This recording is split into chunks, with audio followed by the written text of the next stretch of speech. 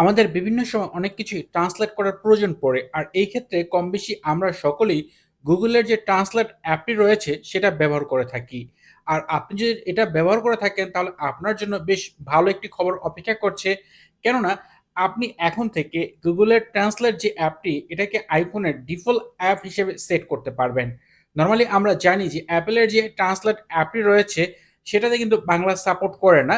But Google-এর যে translate অ্যাপটি রয়েছে সেটাতে বাংলা সাপোর্ট করে। আপনি সেটিংস থেকে একেবারে নিচের দিকে অ্যাপস অপশনে আসার পর এখান থেকে আপনার যে ডিফল্ট অ্যাপের যে অপশনগুলো রয়েছে এখান থেকে আপনার যে ট্রান্সলেট অ্যাপটি এখানে এসে আপনি চাইলে Apple-এর যে ডিফল্ট অ্যাপ রয়েছে সেটার পরিবর্তে আপনি Google ট্রান্সলেট সেট করতে পারবেন।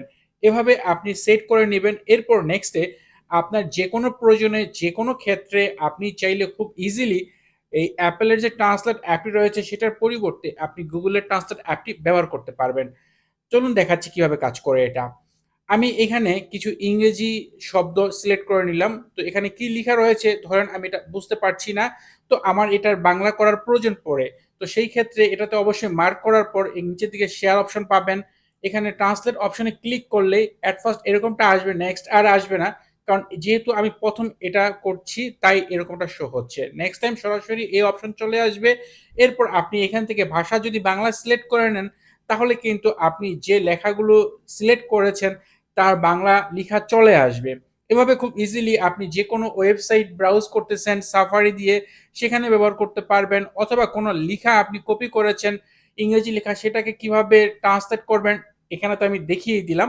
তো এভাবে খুব ইজিলি আপনি চাইলেই এখন থেকে এটা এজন্য অবশ্যই আপনার যে Google Translate অ্যাপটি সেটা আপডেট করা হতে হবে। এই খুবই রিসেন্টলি ২ দিন হয় Apple এই ফিচারটা নিয়ে আসছে এবং এখন আপনি এই যে Google এর ট্রান্সলেট অ্যাপটি এটা আপনি iPhone এর ডিফল্ট যে ট্রান্সলেট অ্যাপ রয়েছে সে হিসেবে ব্যবহার করতে পারবেন। এই তো মাত্র কয়েকদিন হয় Apple অফিসিয়াল ভাবে iOS 18.5 রিলিজ করেছে।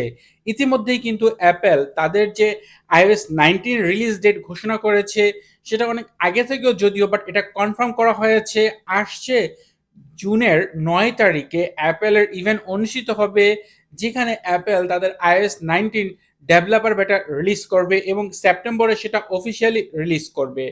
তাই অপেক্ষায় রয়েছে আর মাত্র কয়েকদিনের।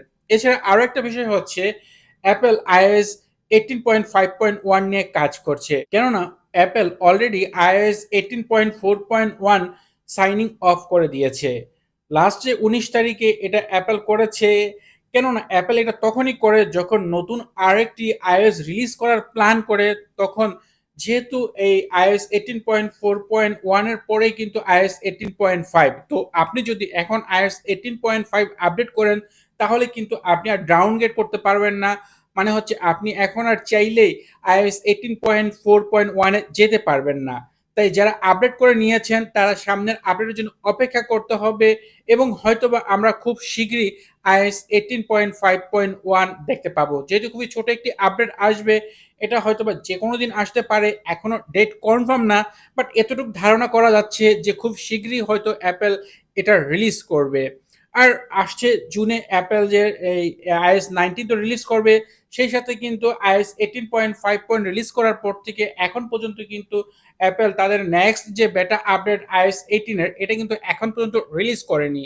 তাই আমরা অবশ্যই একটা ধারণা করতে পারি যে খুব শীঘ্রই হয়তো Apple iOS 18.5.1 official update release করবে। তো এই ছিল ছোট্ট একটি ভিডিও আপনাদের কিছু আপডেট দেওয়ার বিশেষ করে গুগলের যে ট্রান্সলেট অ্যাপটি এটা আপনি এখন আইফোনের ডিফল্ট যে ট্রান্সলেট অ্যাপ ওইটাতে ব্যবহার করতে পারবেন। এটা আমাদের জন্য অনেক ইউজফুল একটি ফিচার নিয়ে আসছে অ্যাপেল এই আপডেটে। ভিডিওটি যদি আপনার কাছে ভালো লাগে তাহলে অবশ্যই ভিডিওতে লাইক দিবেন, কমেন্ট করবেন। চ্যানেলটি সাবস্ক্রাইব না করা থাকলে নিয়মিত আইফোন রিলেটেড ভিডিও দেখার জন্য চ্যানেলটি সাবস্ক্রাইব করে নিবেন। কথা হবে পরের ভিডিওতে। সে পর্যন্ত ভালো থাকুন, সুস্থ থাকুন। আল্লাহ হাফেজ।